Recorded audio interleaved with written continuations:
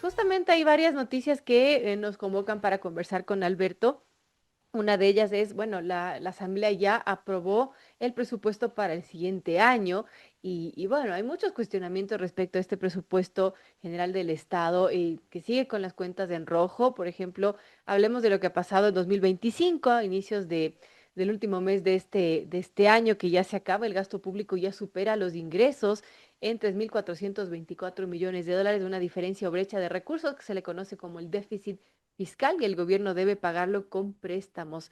¿Qué podemos esperar en este escenario en este año que ya se va acabando y cómo se proyecta el 2026? Alberto, bienvenido y gracias por acompañarnos. Muy buenos días, un gusto estar con ustedes. Hay que estar muy claros que el presupuesto es un ejercicio de buenas intenciones. La Constitución obliga a elevar el gasto de manera permanente en salud y en educación, pero no se fija si es que hay ingresos.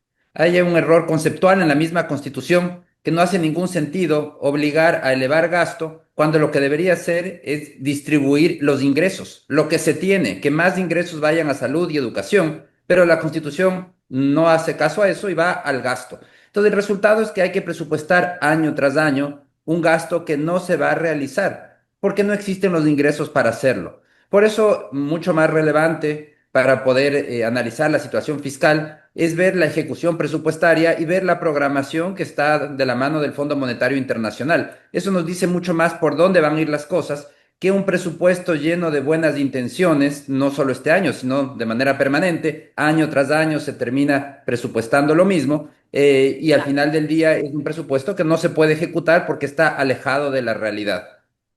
Ahora, ¿qué podemos pensar con lo que está presupuestado, con lo que se ve en este año, tomando también en cuenta el déficit fiscal que es importante y lo que nos hace pensar que, bueno, va a haber más necesidad de endeudarnos para pagar más deuda? Bueno, el que haya la posibilidad de endeudarnos para pagar deuda es una gran alternativa porque implica empujar los pagos.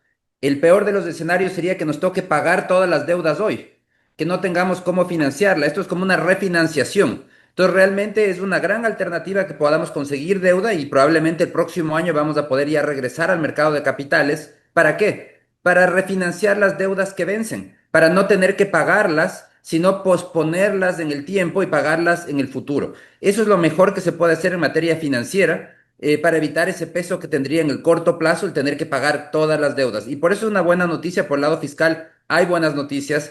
El que el riesgo país haya caído refleja que las cuentas fiscales están mejorando, se están fortaleciendo. No es que se han solucionado, todavía tenemos un déficit importante, pero vemos cómo ya la situación fiscal gradualmente está mejorando significativamente y esto se ve reflejado, por ejemplo, en el riesgo país que cayó por debajo de los 600 puntos o en la calificación de la deuda ecuatoriana de Fitch Ratings que mejoró la calificación del Ecuador de triple C más a B menos. Significa que ya salimos de la lista de países de riesgo extremo. Todo esto lo que refleja es que las cuentas fiscales poco a poco se están fortaleciendo y que el Ecuador va a poder acceder a más financiamiento, financiamiento más barato. Un riesgo país más bajo significa también menores tasas de interés para el público, para los usuarios, para la gente. Eso es también muy importante. Es decir, la estabilidad fiscal no solo beneficia al que tiene que recibir una deuda del Estado, un pago de una deuda del Estado, beneficia al ciudadano de a pie, porque implica tasas de interés más bajas y además implica más estabilidad a nivel empresarial, más opciones para invertir, menos incertidumbre en el ambiente. Y eso es algo positivo. Sin embargo, Alberto, todavía vemos un déficit fiscal elevado, una muestra de que el país básicamente no le alcanza la plata para cubrir las necesidades de la gente y darles los servicios que se necesitan.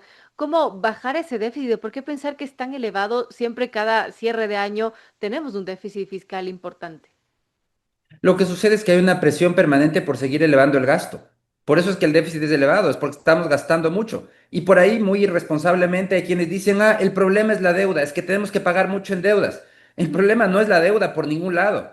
La deuda se genera porque gastamos demasiado, entonces de manera muy miope no se quiere ver el origen del problema. Y el origen del problema está en el que gasta más allá de sus capacidades, termina comprometiendo su sostenibilidad fiscal. Esto aplica para el Estado, también aplica para las familias.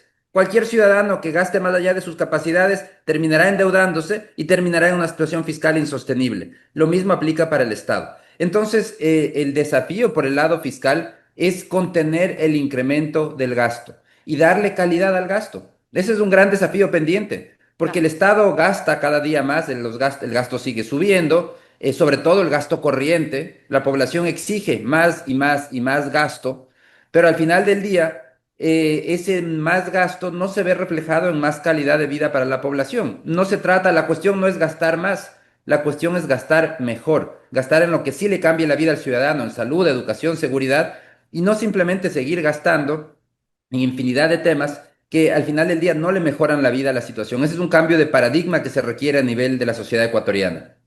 Muy importante, Alberto. Estamos conversando con Alberto Acosta Borneo, analista económico, editor en Análisis Semanal. Alberto, muchas gracias por acompañarnos. Siguiendo la pregunta de Verónica, ¿cómo usted hace ya como en la práctica, como gobernante, si usted tiene esa presión pública para elevar el gasto y cada vez que le bajas presupuesto a una de estas universidades de garaje, te molesta la opinión pública, tienes manifestaciones, tienes una prohibición constitucional de que se debe seguir elevando el gasto en materia de educación y salud, no tienes cómo eliminar gasto corriente, eliminando más puestos de burocracia? Y al mismo tiempo estás bajando los ingresos porque la producción petrolera está cada vez en declive. Entonces, queda muy poco margen de acción para tú como gobernante decir qué es lo que muevo, cómo cambio la fórmula para comenzar a tener superávit como recibió Rafael Correa en el 2007, que lo recibió con un superávit fiscal. Entonces, ¿qué es lo que usted haría si estuviera ahí a cargo del ministerio o en la presidencia? Mira, yo creo que este es el gran desafío pendiente del Ecuador. Por un lado, vemos cifras económicas muy buenas, buenos resultados de este año, una economía que crece aceleradamente, exportaciones muy fuertes, pero toda esta fortaleza mucho viene del impulso del sector productivo. El cacao crece en 50%, las exportaciones, la minería 20%, el camarón 20%, enlatados de pescado 15%. Es decir, estamos en una economía que está creciendo aceleradamente. Pero el desafío es lograr que ese crecimiento sea permanente y para eso se requiere reformas estructurales. Y las reformas estructurales topan también a la actividad fiscal. ¿Qué tema es fundamental? Necesitamos modificar la constitución. Yo creo que hay que redefinir lo que son sectores estratégicos y retirar a los sectores que actualmente son considerados estratégicos, porque esa es una de las causas de que cada vez tengamos menos petróleo. El que el petróleo se haya definido como sector estratégico es lo que nos va a dejar sin petróleo, porque lo que hizo es crear monopolios estatales en amplios sectores de la economía. La cuarta parte de la economía ecuatoriana es un monopolio estatal. Como resultado, insuficiente inversión, porque el Estado no tiene los recursos para invertir, no tiene la tecnología ni la transparencia. Petroecuador ni siquiera rinde cuentas, no tiene balances auditados. Entonces el desafío es abrir la puerta a la inversión productiva de todo tipo, que en el país sea bienvenida la inversión pública, privada, mixta, nacional, extranjera, toda inversión bienvenida. Y eso implica cambios de fondo. El día que hagamos eso, veremos cómo comienzan a elevarse las rentas fiscales, porque con más inversión privada en petróleo implica más rentas para el Estado, porque el que se beneficia de la inversión privada es el Estado, y los ciudadanos en definitiva. Porque la misma ley dice que el Estado no puede participar con menos del 50% de las rentas de la actividad de extracción de recursos naturales. Sin hacer nada, sin moverse de su escritorio, sin mover un dedo, recibe no menos del 50% de las rentas de extracción de recursos naturales, porque es el dueño de los recursos.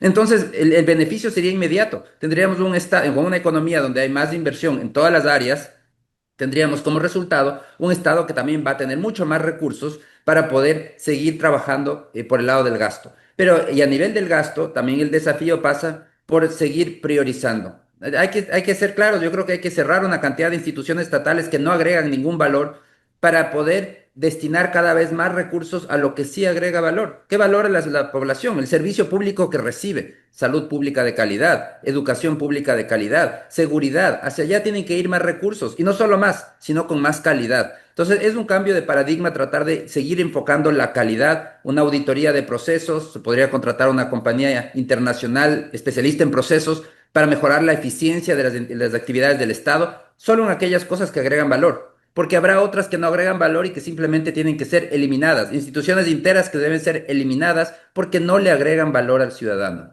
Eso sería básico, mejorar los procesos. Ahora, Alberto, hablando de las cosas que gasta el Estado, ¿cómo evaluamos estos 2 años del gobierno del presidente Novoa? Porque se han tomado medidas económicas duras, por ejemplo, aumentar el IVA, también están haciendo un proceso de eficiencia, han dicho, y bueno, se han fusionado algunos ministerios.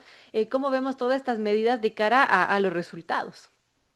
Bueno, vemos que a nivel fiscal la situación está mejorando, porque no hay que recordar que el gobierno recibe unas cuentas fiscales muy deterioradas, sin acceso a financiamiento. Ahora, en este momento, la situación fiscal se ha fortalecido, ha sido un proceso costoso, por supuesto, políticamente, económicamente, pero la situación fiscal está fortalecida y para el próximo año es muy probable que ya podamos acceder a financiamiento internacional, lo cual es fundamental. Es fundamental no solo desde una perspectiva fiscal, sino para darle un alivio a la economía interna, porque en la actualidad el fisco sigue siendo el gran demandante de liquidez interna y eso presiona permanentemente al alza las tasas de interés. El día que el fisco ya puede acceder a financiamiento en el exterior, libera presión sobre la economía interna y permite que esos fondos que antes captaba el fisco los pase a captar el sector productivo. Es decir, ese ahorro se transforma en ahorro productivo, ya no ahorro para financiar gasto público. Entonces, el fortalecimiento, yo creo que este proceso de fortalecimiento ha sido muy importante. El gobierno está comprometido en continuar con este fortalecimiento y ya el próximo año deberíamos empezar a ver los frutos de poder acceder al nuevo financiamiento. Por Ok. otro lado, la economía privada, como decía, está creciendo de manera acelerada. El desafío es hacer que ese crecimiento continúe, que no sea solamente por 1 o 2 años, sino que sea permanente. Y para eso se requieren todas esas reformas de fondo estructurales para que el país sea más atractivo para invertir. Claro, eso de las reformas ya estará pendiente, pero ahora la gente se preguntará, bueno, ¿dónde se va toda la plata, por ejemplo, de lo que nos aumentaron el IVA, de lo que se elimina el subsidio al diésel? Es decir, ¿cómo el Estado puede mostrar ser más eficiente y gastar menos en gasto corriente, por ejemplo, cuando, bueno, sabe que a la gente está haciendo su esfuerzo para poner su grano de arena en este sentido, y bueno, el Estado parece que no está haciendo su tarea en ser más eficiente, por ejemplo, con el gasto corriente. Bueno, ahí ese es uno de los paradigmas que tenemos que cambiar como sociedad, porque la población quiere más gasto, porque hay mucha gente que vive de ese gasto público. Ese gasto público es un contrato, es una obrita por aquí, es una cosita por allá, todos quieren más gasto. Y cuando se topa ese gasto, saltan al techo y dicen, no, ya van a reducir el gasto, miren la barbaridad, etcétera. Cuando lo importante no es gastar por gastar, lo importante es gastar mejor. Esa calidad del gasto es un proceso que no es sencillo de hacer, pero que ese es el desafío pendiente. Hay que seguir mejorando esa calidad del gasto y eso se logra a través de hacer las cosas de manera distinta. Por ejemplo, se está discutiendo, hay una declaración reciente del presidente donde habla del tema de medicamentos para la red pública de salud y que va a contratar un servicio de inventario y de distribución de medicamentos. Eso me parece un tema fundamental. Hay que trabajar en hacer las cosas distintas. No se trata solo de botar más plata y eso soluciona todo. No es así, porque la realidad es que el gasto público ha seguido subiendo, año tras año sigue subiendo y eso no significa que los servicios públicos mejoren en el mismo ritmo.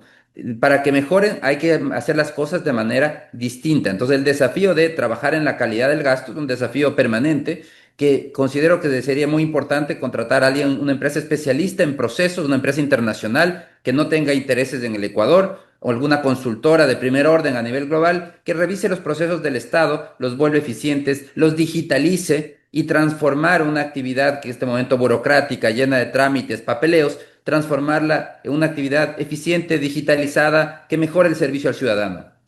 Eso sería sin duda lo más importante y creo que la ciudadanía agradecería, ¿no? Que no se pongan tantas trabas burocráticas a todos los trámites que uno realiza normalmente. Ahora, Alberto, hablando de la reforma presupuestaria que aprobó la Asamblea el sábado, bueno, un gasto estatal de 46.255 millones y un déficit global de 5.413 millones. ¿Cómo vemos que se proyecta el 2026 con ese déficit? Por ejemplo, ¿qué podemos esperar los ecuatorianos del 2026 que se nos viene ya a la vuelta de la esquina?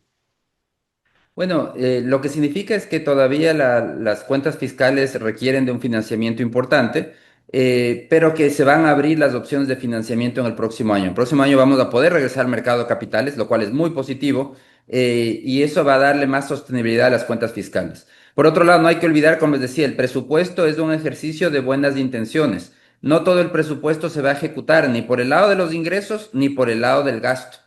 Entonces, para poder saber qué es lo que realmente va a pasar, hay que quitar esos rubros que no, que están ahí porque la Constitución lo obliga, pero no porque la realidad Ah, lo amerite. Entonces, al final del día, lo que vamos a ver es que unas cuentas fiscales en donde, a pesar de que el gasto sigue subiendo, pero sigue subiendo de una manera contenida, y se sigue fortaleciendo gradualmente la sostenibilidad fiscal. Y eso es fundamental. Sostenibilidad fiscal es el fundamento para una economía en crecimiento. Cuando hay sostenibilidad fiscal, las empresas ven que hay un entorno amigable para invertir, porque saben que no va a haber permanentemente nuevas reformas tributarias, porque saben que ya que el entorno es mucho más estable y hay menos riesgo.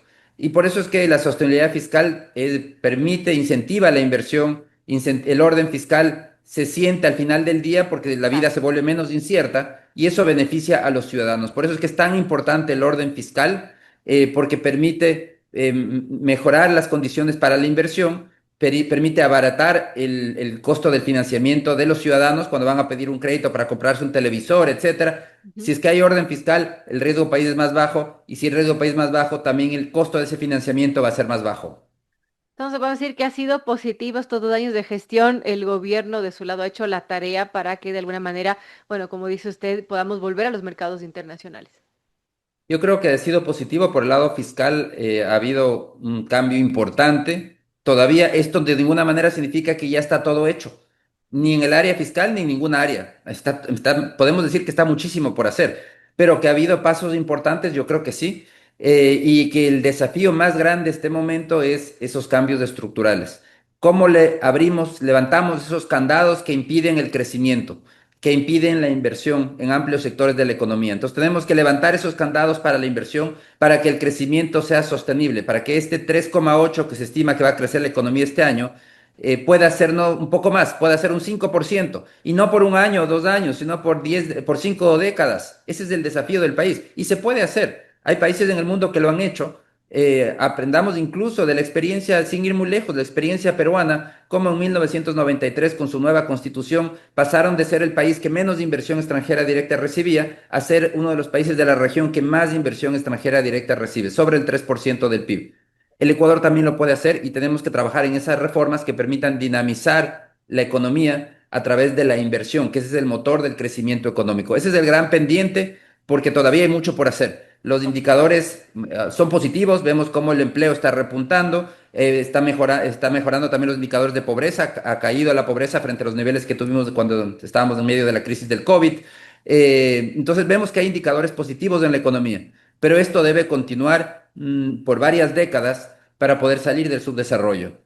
Claro, que el crecimiento sea sostenido, que la inversión llegue, que es lo que necesitamos. Algo más, Andrés, para finalizar. Yo quiero preguntarle, hay muchas veces que estos indicadores no le bajan al ciudadano y esta debe ser una pregunta que le hacen mucho, pero ¿cuándo comienza este tema de la economía que uno dice el crecimiento, que el déficit y todo esto afectarle al ciudadano de pie y comienza a decir, perfecto, si estoy viendo más plata en el bolsillo, veo más comercio? En general, ¿cuántas de estas cifras eran, por ejemplo, efecto rebote y cuánto el ciudadano se está alegrando, contentando o percibiendo que existe esa mejoría sustancial de la economía que usted plantea?